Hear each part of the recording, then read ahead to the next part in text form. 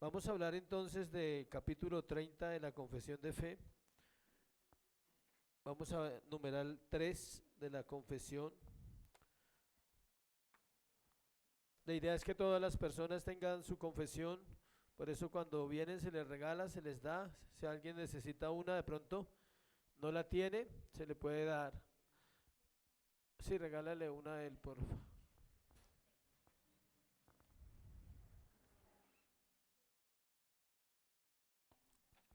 Para José.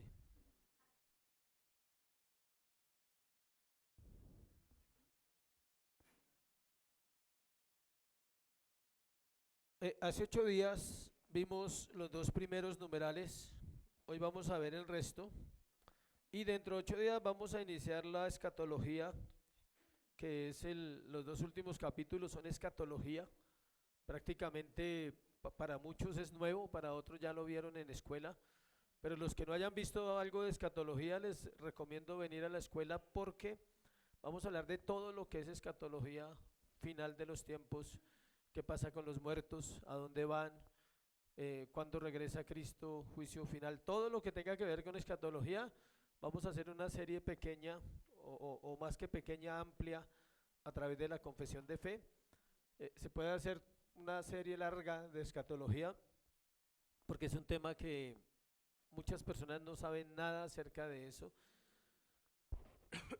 y necesitan saber de los tiempos finales. Entonces vamos a mirar párrafo 3, por favor. Vaya al párrafo 3 de la confesión de fe, capítulo 30. Vamos a verlo breve cada párrafo porque digamos que todos tienen que ver con lo mismo. Dice, el Señor Jesús en esta ordenanza ha designado a sus ministros para que oren y bendigan los elementos del pan y del vino y que los aparten así del uso común para el uso sagrado, que tomen y partan el pan y tomen la copa y participando también ellos mismos den ambas a los participantes. Vamos a ver el párrafo 3, 4, 5, 6 y los dos últimos los dejamos para la Santa Cena al final, que hoy tenemos Santa Cena. Entonces, este párrafo habla de la debida observancia de la cena que Dios instituyó. ¿Qué quiere decir eso? Simplemente está explicando que Cristo ha designado ministros para que oren y bendigan los elementos del pan y el vino, que los aparten así del uso común para el uso sagrado. Es decir, cuando este vino o este jugo de uva o este pan se aparta, entra a ser un símbolo espiritual, ¿sí? No, simplemente es un símbolo espiritual que representa la Santa Cena y que nos recuerda la obra expiatoria de Cristo. ¿Qué es expiación? Para los que no saben, cubrir. Él cubrió el pecado, Él quitó el pecado, no solo lo cubrió, sino lo borró con su sangre para darnos a nosotros libertad. Entonces, estos artículos cotidianos que se encuentran regularmente en la mayoría de los hogares son acordonados por una oración para un propósito sagrado. O sea, no se necesita nada raro, no es un vino raro, no es un pan raro, debe ser algo común, algo que se usa en los hogares también, porque en los hogares hay pan, en los hogares hay vino, pero en ese momento se vuelve en algo que representa un símbolo espiritual de la última cena. La cena es una cita sagrada. Después de que el ministro ora, debe tomar partir el pan, luego debe dar la copa, por eso se hace de esa manera, se reparte a la iglesia para que ellos puedan participar. El ministro también debe participar de la Santa Cena, no es que los demás participan. Recordemos que la Santa Cena no se puede celebrar en otro contexto que no sea ¿qué? Iglesia. No se hace en la casa, es que el padre de familia se le ocurrió y vamos a hacer la cena con mi familia, no. Es una ordenanza exclusiva para la iglesia. No se debe hacer fuera de la iglesia, mientras que el bautismo sí. ¿Se acuerda que hablamos que el bautismo sí? Es decir, el bautismo se puede hacer en una piscina, en una finca, se puede hacer en un río, también donde corra agua, cualquier sitio. De hecho, se puede hacer en el patio de una casa también, el bautismo se puede hacer si allá hay agua, pero la cena no. Son dos diferencias, perdón, una diferencia bastante grande. En el Catecismo Bautista dice, hay una pregunta, ¿qué pan se debe usar en la Santa Cena del Señor? La respuesta: se debe usar pan ordinario, no hostias a la manera de los papistas, y es más decente que sea pan blanco, no integral, no negro, debe ser pan blanco. La gente dice, ¿eso de qué me sirve? Pues para que sepa cómo se hacen las cosas en una iglesia.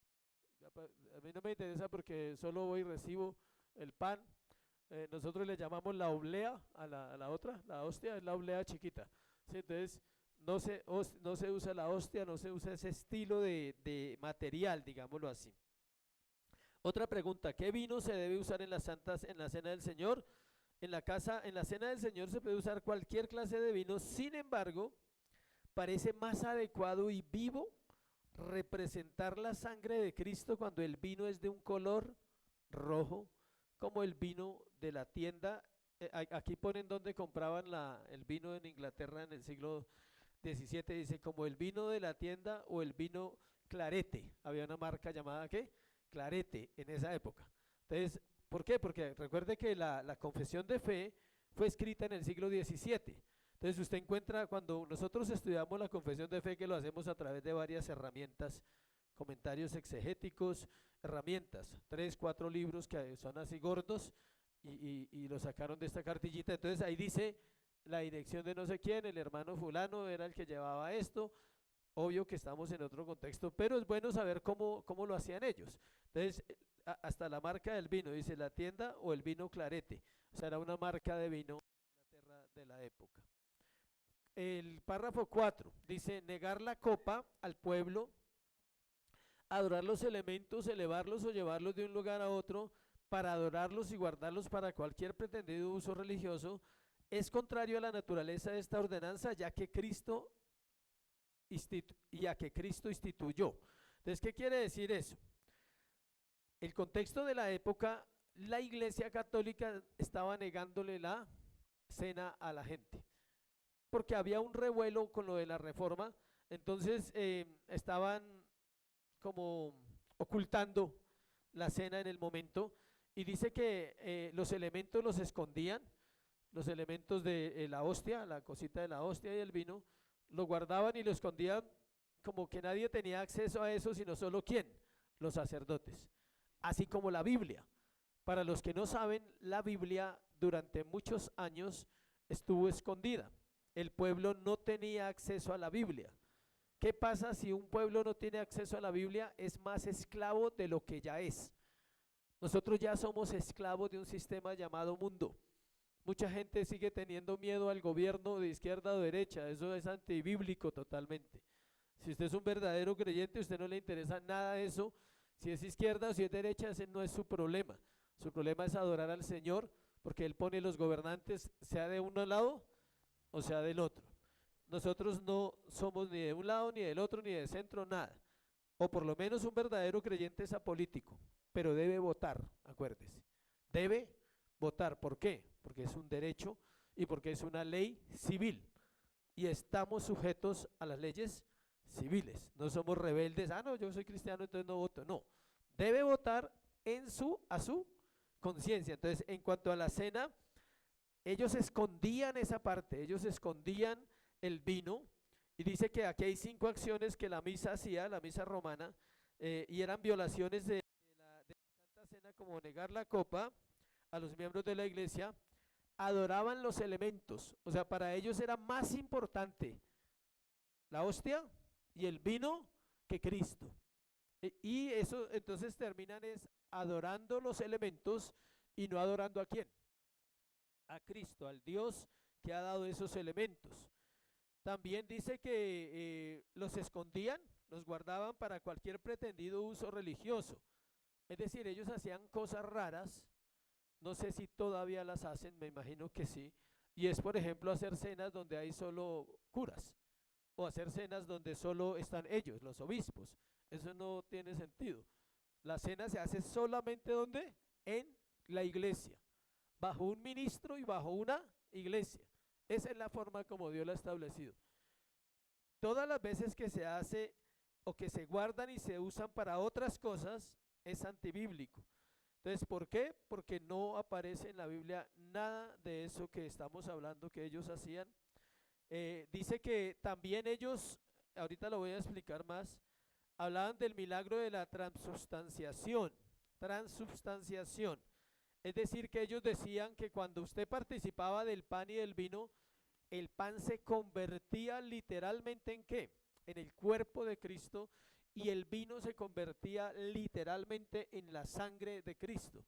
Es decir, que usted estaba comiendo y bebiendo del cuerpo y de la sangre basados en un texto, pero no entendían que era algo espiritual. Es decir, Cristo está aquí en la iglesia de una manera espiritual, no física, de una manera espiritual. Perdón, mire si la puerta está abierta, por favor, y si no le dice que la cierre. Gracias. La de abajo. Entonces, dice que también están prohibidas las procesiones para adorar a la hostia, así como reservarlas para cualquier uso pretendido religioso. Todo lo que usted ve hoy en día, las procesiones que se hacen en Semana Santa, eso no es de hoy, eso tiene siglos. Y lo hacían, ¿qué hacían? Trataban de imitar lo que la Biblia dice. ¿Se acuerdan en el Antiguo Testamento que se guardaba en el arca del pacto? El pan de la preposición, la vara de Aarón, varias cosas se guardaban. ¿Sí me explico? Ellos tratan de hacer lo mismo. Entonces guardan en un lugar la hostia y el vino y lo cargan, como si fuera un ¿qué? Dios. Eso también se hacía en esa época. Quinto, los elementos externos de esta ordenanza debidamente separados para el uso ordenado por Cristo tienen tal relación con el crucificado que en un sentido verdadero, aunque en términos figurativos, se llaman a veces por el nombre de las cosas que representan, a saber, el cuerpo y la sangre de Cristo. No obstante, en sustancia y en naturaleza, esos elementos siguen siendo verdadera y solamente pan y vino como era antes. ¿Qué quiere decir eso? Que después de la cena, el pan sigue siendo pan y el vino sigue siendo ¿qué? Vino. Ahí está la diferencia. ¿Qué pasaba? Ellos guardaban el pan como si fuera santo. Lo guardaban después de la cena. Guardaban el vino como si el vino fuera ¿qué? Santo. Seguían siendo pan y vino. Es decir, se puede comer. O sea, si sobra pan de la cena y se lo damos a alguien para que lo lleve para la casa, se lo puede comer, no pasa nada. Y se puede tomar el vino después de que se usa. Ellos no. ¿Qué hacen ellos? Toman el pan o la hostia y la guardan. No, nadie la puede consumir después de que la usan. Y el vino pues menos, porque pues lo ven como sagrado y santo, pero eso es algo falso. El pan y el vino que se usa para la cena, lo que queda de esos elementos sigue siendo un pan ordinario y un vino ordinario. ¿Por qué se puede caer en esos errores? Por el misticismo. ¿Por qué la gente cree que al ir a la misa y pasar y participar se santifica? Porque es más fácil eso que realmente ser obediente. Claro, es más fácil decir, tus pecados te son perdonados, dice el cura, ¿sí? Y ya, y la gente feliz dice, uy, ya me perdonaron todo, a seguir pecando. O sea, ese es el peligro de tomar cosas sin el entendimiento espiritual de lo que realmente significa la Santa Cena. Uno de los temas más importantes de la vida cristiana es la Santa Cena y no parece. Demanda santidad, demanda un sentido espiritual de entender qué estoy haciendo. ¿Estoy cenando con Cristo realmente? Entonces, por eso dice acá, cuando dice, los elementos externos de esta ordenanza, debidamente separados para el uso ordenado por Cristo, él dijo que se usaran así, tienen tal relación con ¿qué? Con el crucificado, o sea, con Cristo, en un sentido verdadero. O sea, es tan cierto que se le llama el cuerpo de Cristo y la sangre de Cristo al pan y al vino, pero también es tan cierto que después de la cena sigue siendo ¿qué? Pan y vino. Es decir, en el momento esos elementos toman una connotación ¿qué? Espiritual. ¿Por qué? Porque el pan, cuando usted lo come, ¿qué hace? lo muele. ¿Con qué? Pues con sus dientes, lo muerde.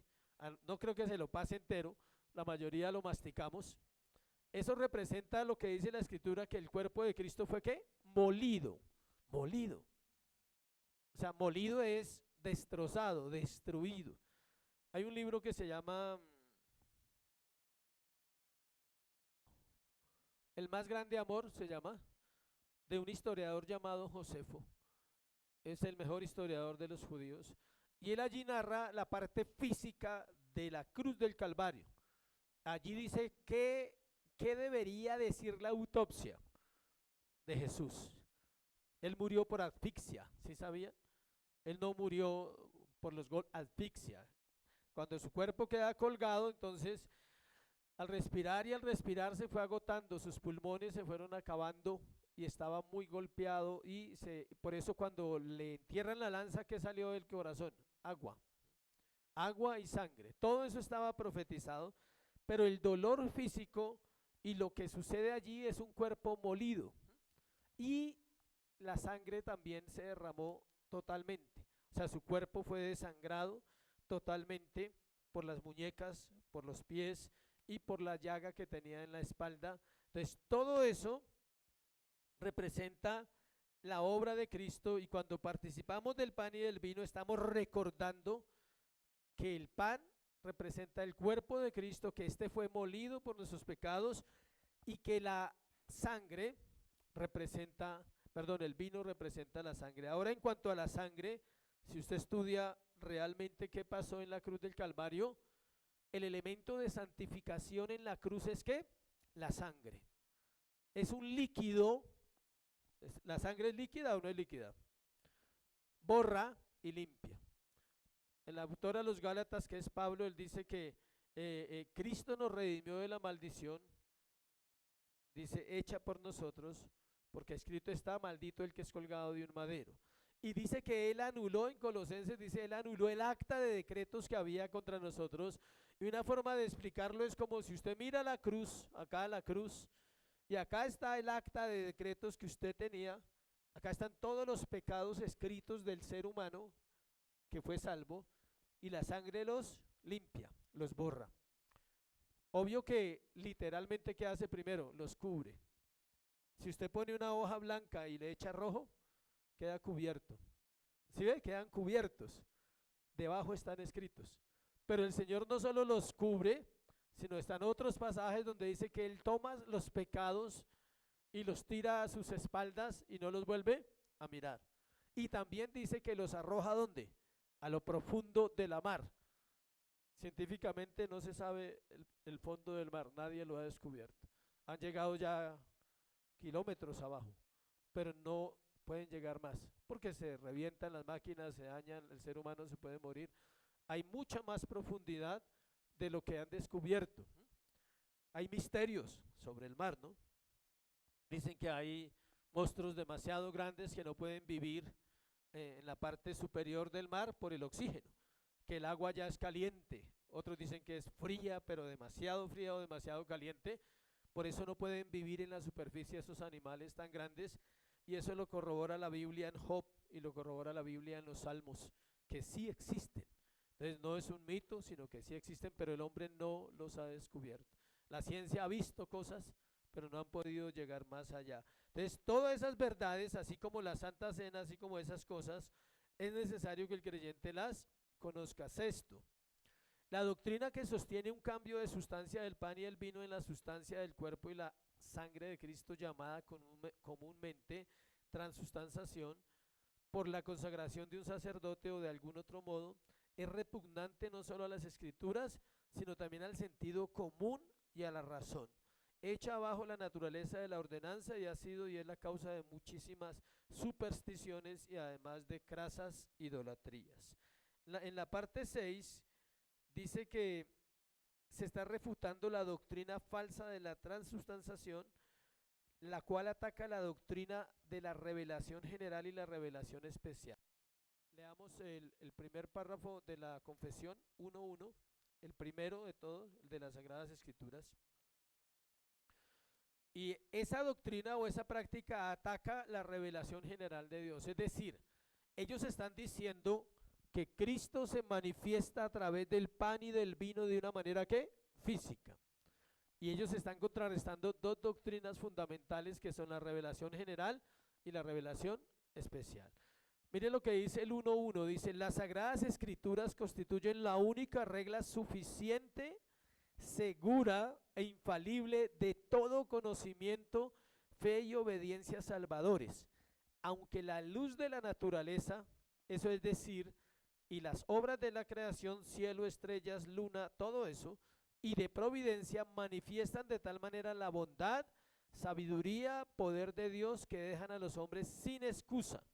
No obstante, no son suficientes para dar al conocimiento de Dios de su voluntad que es necesario para la salvación. Esa es la revelación general. Y ahí para abajo está la revelación especial. Por tanto, o sea, la revelación general es para todos. Todos los que estamos aquí y los 8.000 millones de habitantes que existen en el planeta Tierra tienen revelación ¿qué? General. Apenas nos levantamos vemos el sol, eso es revelación general. Los árboles, el mar, la tierra, revelación general. Hay gente que dice, uy, Dios es bueno, ese sol está hermoso, ¿sí? Cuando usted va al mar, si no ha ido y un día puede ir, usted va a ver la grandeza de Dios. Cualquier cerebro humano se para frente al mar y dice, uy, esto es una cosa impresionante, o sea, cómo es de hermoso, cómo es de bonito, cómo es de temor, da temor ver el mar. De noche el mar da miedo. Cuando uno se hace en la orilla del mar, de noche, eso es impresionante. Si usted no siente temor, no es humano, o sea, ¿sí? Pero si usted realmente tiene un poquito del Señor, usted ve la gloria de Dios en la naturaleza, en el mar, en las estrellas, en el sol, en la luna, en el universo. Entonces, esa revelación es para ¿quién? Toda la raza humana. Decir que Cristo se manifiesta en el pan y en el vino es negar esas dos tipos de revelaciones. Entonces, revelación especial es esta. Por lo tanto, agradó al Señor en distintas épocas y de diversas maneras revelarse ¿a qué? A sí mismo y declarar su voluntad ¿a quién? A su iglesia, no a todo el mundo, y posteriormente para preservar y propagar mejor la verdad y para un establecimiento y consuelo más seguro de la iglesia contra la corrupción de la carne y la malicia de Satanás y del mundo, le agradó poner ¿qué? Le agradó poner por escrito esta revelación en su totalidad, lo cual hace a las santas escrituras muy necesarias, habiendo cesado ya las maneras anteriores por las cuales Dios revelaba su voluntad a su pueblo. Esto lo vamos a estudiar ahorita en la escuela teológica. 10 temas para hablar de ese pasaje nomás, de esas dos cosas. 10 temas para hablar de ese párrafo. Es la doctrina más importante y es la primera que debería escuchar un creyente, la doctrina de ¿qué? De la palabra, también conocida como bibliología, pero profunda. Cuando se profundiza usted dice, uff, es demasiado lo que hay que aprender de la Biblia. Entonces, abajo dice los libros de la Biblia, es decir, en esos 39 libros del Antiguo Testamento y esos 27 libros del Nuevo Testamento está contenida la revelación. Entonces, cuando la Iglesia Católica dice que Dios se manifiesta en cuerpo, en el pan y la sangre en el vino, y que es literal, están atentando contra estas doctrinas, por eso se llaman herejías. Es decir, son falacias y no tienen sostenimiento. A propósito de los libros de la Biblia, me imagino que no se le han olvidado de memoria a los que estudian. Bueno, ahí les voy adelantando. Espero que no se les haya olvidado porque debemos sabernos de memoria todos los libros y practicarlos. Entonces, voy a citar solamente el 7, un poquito, y vamos al final del sermón, como tenemos cena, vamos a ampliar un poquito más ese 7. Los que reciben dignamente esta ordenanza, el 7 habla de los que reciben dignamente, y si usted lee el 8, dice que todos los ignorantes impíos. Entonces aquí empieza la situación. Aquí va a hablar de cómo se recibe la cena y cómo no se debe recibir, y también de la presencia real de Cristo en la cena. Los que reciben dignamente esta ordenanza, participando externamente de los elementos visibles, o sea, del pan y el vino, también participan interiormente por la fe de una manera real y verdadera, aunque no carnal ni corporal, sino alimentándose espiritualmente de Cristo crucificado y recibiendo todos los beneficios de su muerte. El cuerpo y la sangre de Cristo no están entonces ni carnal ni corporal, sino espiritualmente presentes en esta ordenanza para la fe de los creyentes, tanto como los elementos mismos lo están para sus sentidos corporales. Es decir, ¿qué está diciendo ese párrafo? Usted puede tocar el pan y puede sentir el vino en sus labios, en su boca, físicamente. Se espera que el creyente pueda tener la misma experiencia ¿con quién? Con Cristo en su interior. Que lo pueda también, ¿qué? Sentir en su alma, en su corazón. Que pueda ser confrontado con su pecado, movido al arrepentimiento y decir, realmente es seria la obra de Cristo en la cruz del Calvario. Yo lo he podido vivir los últimos 28 años, o bueno, diría 25 porque los primeros 3 años no participé de cena, pero todos los años que he participado en la cena he podido vivir esa experiencia de Cristo en mi corazón, sintiéndolo realmente, avergonzado por ser un pecador cada vez que ceno, porque no merezco cenar, pero Él lo permite, ¿por qué? Por gracia, por su misericordia, por el amor con el cual nos salvó. Él dice, te permito participar de mí. ¿Quién puede participar de Él? Nadie, porque Él es santo, santo, santo. Un solo pecado, uno, nos aleja de Dios, no nos hace merecedores de Él. Un solo pecado que usted tenga en su corazón hoy no debería participar, pero gracias a Dios que Él nos salvó. Y por la gracia Él dice que tenemos entrada ¿qué? Ante Él. Él dice, pueden presentarse ante mí y cenar. ¿Por qué? Porque Cristo en la cruz del Calvario nos quitó esa sentencia, esa culpa. En Romanos cuando dice, por cuanto todos pecaron están ¿qué? Destituidos de la gloria de Dios. ¿Qué se necesita para destituir a alguien? Nombrarlo primero. Ser nombrado, porque usted no lo puede destituir si no lo nombra. No pueden destituir a un senador si no es senador. ¿Cómo lo van a destituir? A un presidente, ¿cómo lo destituyen si no es presidente? Primero es nombrado. Entonces, primero Él dice, ustedes son mis hijos por siempre, pero el pecado los descalifica para cenar. Entonces, por cuanto todos pecaron, están destituidos de la gloria de Dios. Y en la otra parte de Romanos 3:23, 6:23, son los dos versos que estoy hablando, dice, porque la paga del pecado es, pero la otra parte es más bonita, más la dádiva de Dios es vida eterna en Cristo Jesús. Es decir, por el pecado deberíamos morir todos, pero por la gracia de Cristo nos da entrada para venir a cenar con Él cada vez que lo hacemos, cada vez que participamos, para poder participar sin culpa y sin condenación.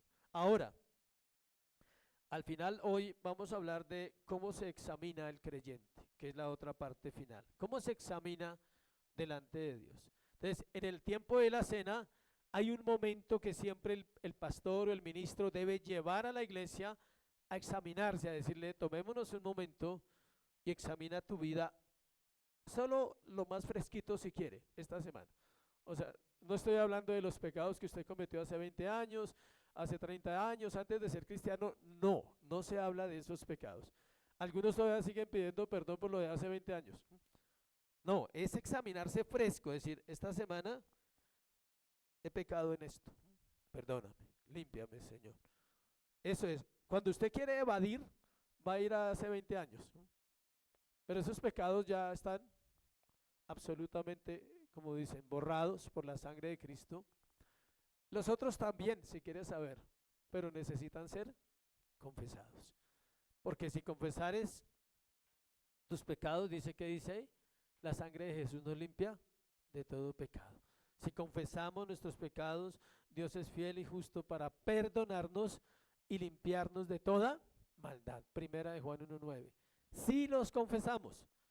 Entonces, si usted no los confiesa, no es limpio. Si usted cree que tomando el pan y la copa y ya me limpié, no, no funciona así. No es mágico. El pan y la copa no tienen ningún poder si no reconozco a quién, a Cristo como mi Salvador, si no le reconozco como mi Señor, como el perdonador de pecados, como el que me redimió. Entonces tengo que ir y tomo esos elementos con una conciencia clara y le digo, perdóname, he pecado, sin miedo, sin temor. Lo que usted no confiese, no le es perdonado. Por más que usted se sienta terrible, mal, no, y es que no lo quiero volver a hacer, no. Debe ser confesado y demos gracias a Dios que no nos toca como los que escucharon a Juan el Bautista. Sí sabe cómo le tocaba a ellos, ¿no? Aquí se paraba públicamente en la orilla del Jordán y decía, soy un adúltero, soy un ladrón, soy un borracho, engañé a mi esposa, robé las ofrendas, lo que sea. Era público. Y luego Juan los bautizaba. Si no, no. Si no lo hacía así, no había nada. Entonces era un patrón, una sombra de confesión de pecados y de limpieza. Para ellos el bautismo era lo máximo. Y realmente sucedía. Para los judíos que creyeron en Juan, fue el camino para llegar a quién, a Cristo. Porque Juan era el mensajero que Dios mandó delante. Ahora está su palabra, está la iglesia. Eso tenemos y es más que suficiente. La palabra de Dios nos dice que confesemos pecados, que nos examinemos, que es lo que dice en 1 Corintios 11, y terminamos ahí por ahora. 1 Corintios 11.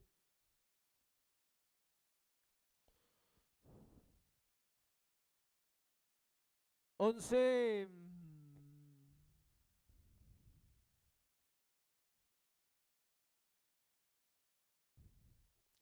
11:27, de manera que cualquiera que comiere este pan o bebiere esta copa del Señor indignamente será culpado del cuerpo y de la sangre del Señor. Por tanto, pruébese cada uno a sí mismo y ¿qué? Coma así del pan y beba de la copa. El pruébese es la misma palabra para ¿qué? Examínese. El Señor ya conoce todo, entonces no se asuste. Bueno, no se asuste de su maldad. Él ya conoce su pecado, ya lo vio cuando usted lo cometió. Entonces, ¿cuál es la vergüenza? ¿Cuál es la pena? Es que me da pena, no.